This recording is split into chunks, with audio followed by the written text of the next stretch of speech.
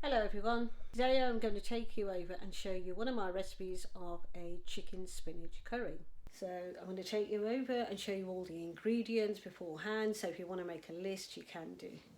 And then this time I'll film myself in one of my cooking ones, so I hope you enjoy it. For the chicken curry I am using 4 chicken breasts,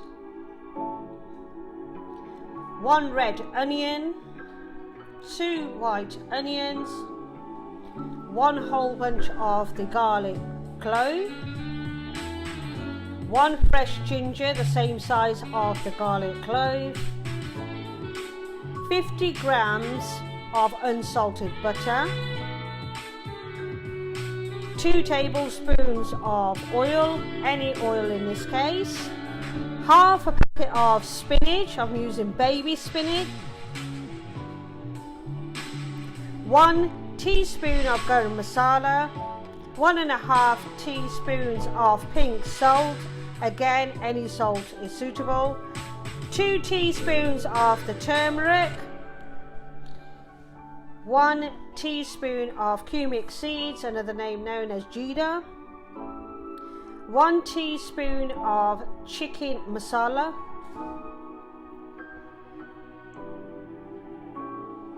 2 teaspoons of fenugreek. You can see the fenugreek here as it is. When I use it I will crush it with my hands by just rolling it.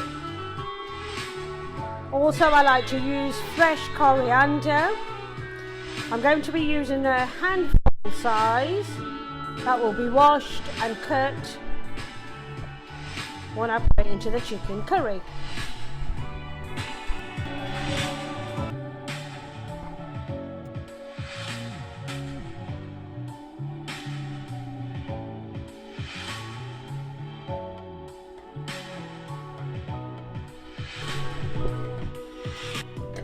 Going to put 2 tablespoons of oil. It doesn't matter which oil it is.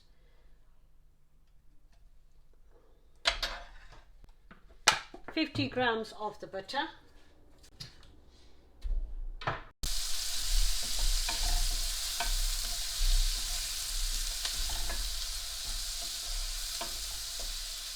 Now this is cumin seeds or jeera.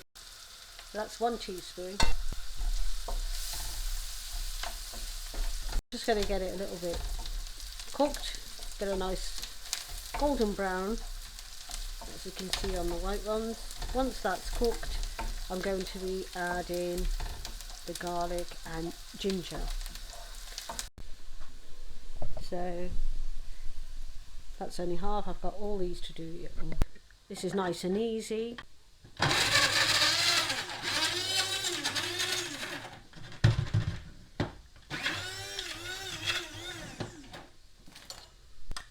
Just using a spoon to bring all the garlic back into the middle and give it another little quick spin on it.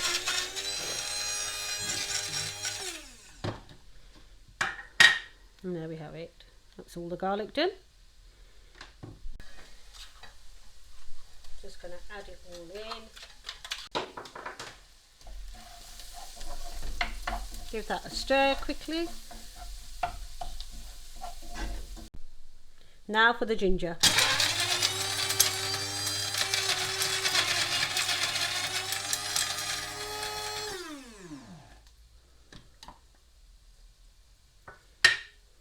All done. So I'm adding the ginger to the rest of the mix, to the onions and garlic, and I'm just giving it a good mix. I did forget to mention, but I'm going to be adding some tomatoes with herbs in it. These are chopped tomatoes with herbs. I'm going to add half a can of those. Now I'm going to add the fenugreek. I have 2 teaspoons of it. I'm going to sort of add it to my hand, and then I'm just going to crush it into the mix.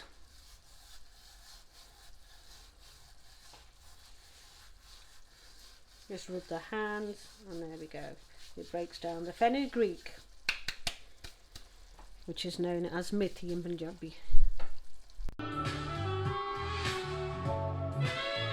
Next, 2 teaspoons of the turmeric.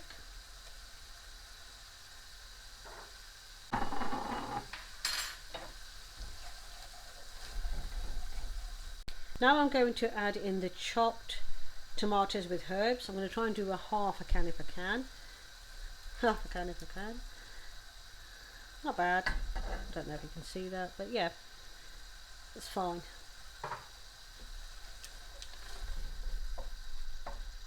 I mean, if you wanted it a bit sweeter, you could add it more. You could add more if you wanted to. Because I haven't got enough chicken, I've only got 4 pieces of chicken breast, so I think half a can of tomatoes is fine. But even if in half you wanted to add more, you can do. Just go with your choice of what you like. And first time round, you know, you can do it like this, and then second time round change it and add more or less. I'm just going to put a cut in the middle, straight down, and then about, just guessing, about 2 finger space ish, just like little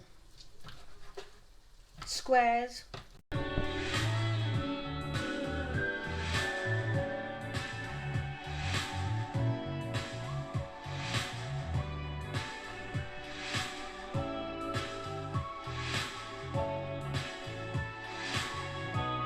Just add the chicken in and give it a stir.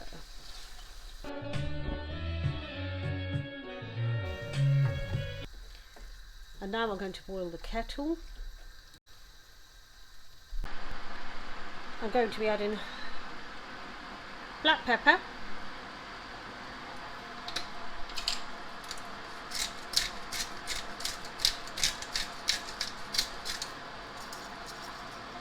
now go with your own choice of that, whether you want more or less.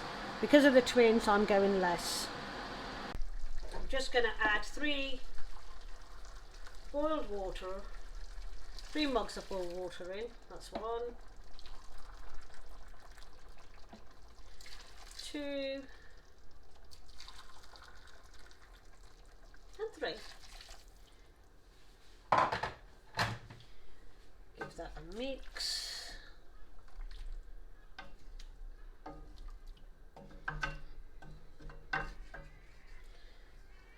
I'm going to add 1 teaspoon of the chicken masala, 1.5 teaspoons of pink salt, and 1 teaspoon of the garam masala.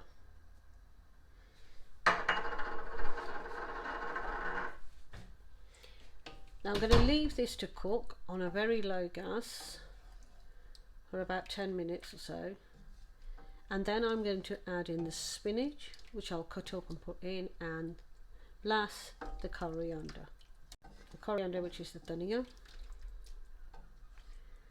Let that chicken cook on a very low heat, give it about 10 minutes. Now for the spinach, what I've done is I'm using half a bag of the spinach, and I've already got it washed here, and I am going to cut it up. The spinach up now, and we're going to add it all in, half a pack.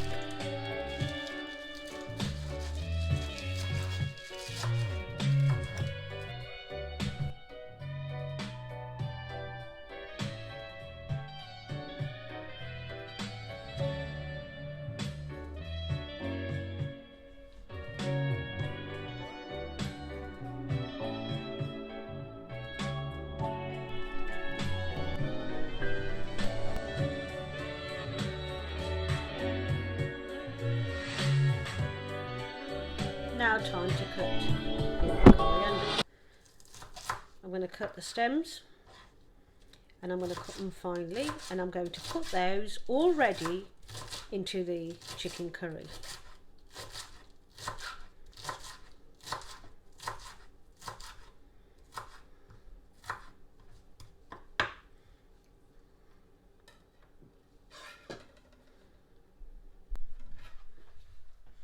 So I'm just adding these bits in because it's small and you can cook a few minutes in there.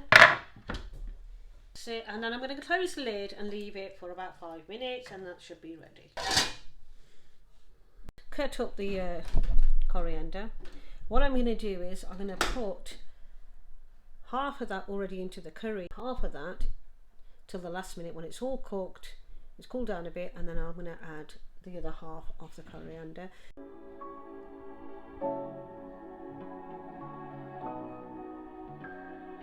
Adding in half of the coriander now, and I'm keeping the other half till later.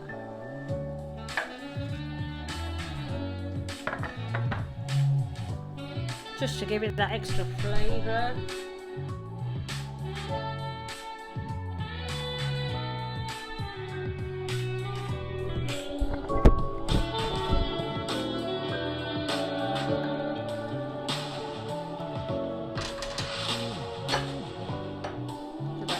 Ready.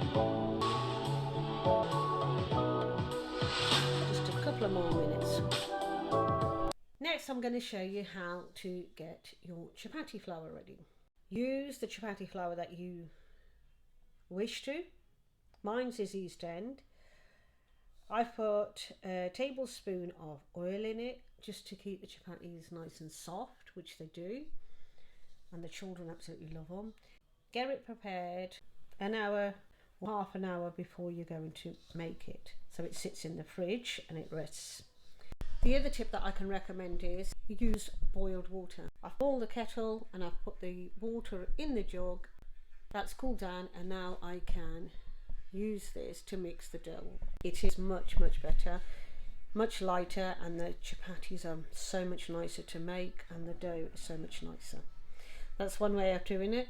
You can use tap water if you want, but that is just a tip that I use, and I do recommend it. To boil the water, let it sit and let it cool down, and then use that to mix the flour dough for your chapatis. I've put a cloth here at the bottom, tea towel, anything will do, and just mix the oil that I've put in first, just pinching it.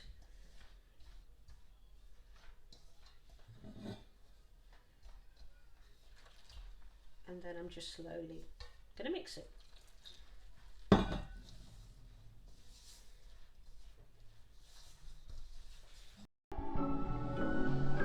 So the aim is to keep mixing, adding water little by little, and keep mixing the flour, and then we should get nice neat dough, collecting it all in a nice little round ball.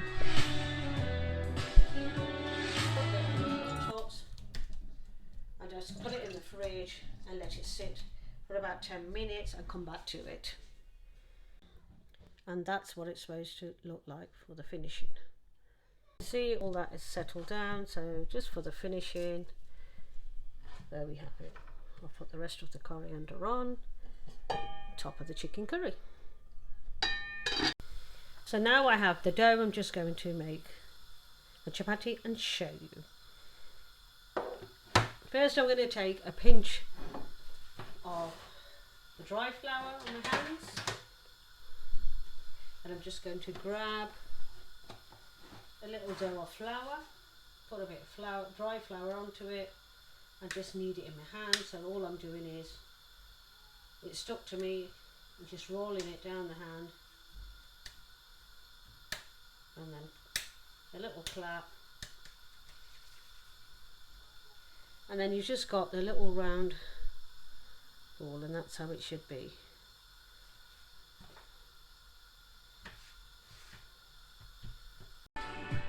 All I'm doing is patting it and then rolling it, adding a bit of dry flour. What I'm going to do is clap it out so it becomes a bit bigger, and also the dry flour all comes off.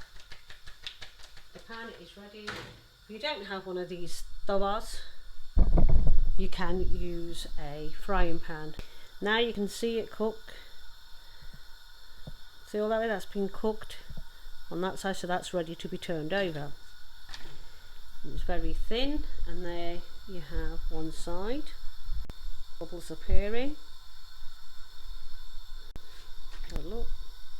and that is lovely. Now obviously it's really hot. Get yourself a little item where you can turn it or use a tongue. But I'm using this because you can press it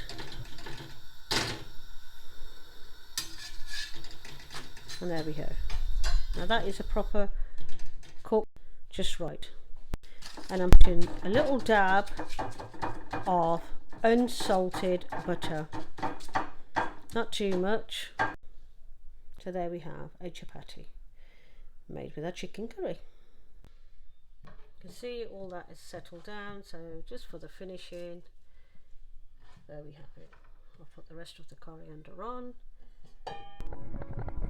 So this is the chicken curry with chapatis and salad. You also can make it with rice.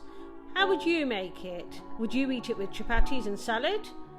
Let me know in description, or would you have it with rice? Either way is fine. And is there something new you've learned? Let me know in descriptions below. I'd love to hear from you. Was this a new item? Let me know in description. So I hope you enjoyed this video. Don't forget to like and subscribe if you already haven't. And we'll see you in our next video. Bye for now.